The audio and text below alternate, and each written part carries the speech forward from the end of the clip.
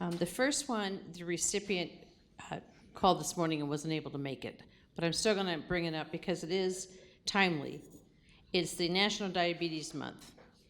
You know, we have months recognizing everything, and some things take a little extra nudge to make an awareness. And this disease occurs, if you aren't familiar, when your blood glucose is also called your blood sugar is too high. I think we all know somebody that has diabetes in some form. There are different ones. Type 1 is when the body can't produce insulin.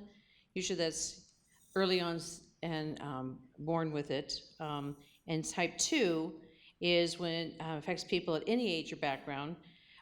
Type 2 diabetes is the most common form. That's what we hear people onset at a later age is very common. And one of the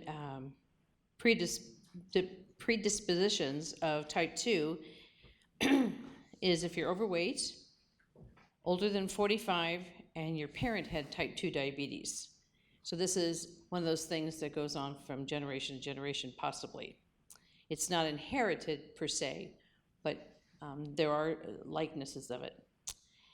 And many of us, and I included, has been diagnosed with prediabetes. And we can avoid that going on to diabetes if we take care of ourselves. And that's where my whole point is. If you get that diagnosis, you get a blood test and it says you're pre-diabetic, fix it. The older you get, the harder it is. And you don't want the consequences of the dependency on insulin or any medication. So I'm just telling people, if it means losing a few pounds or it means exercising more, whatever it takes, the long run is much more difficult. So I just wanted to recognize that this November is National Diabetes Month.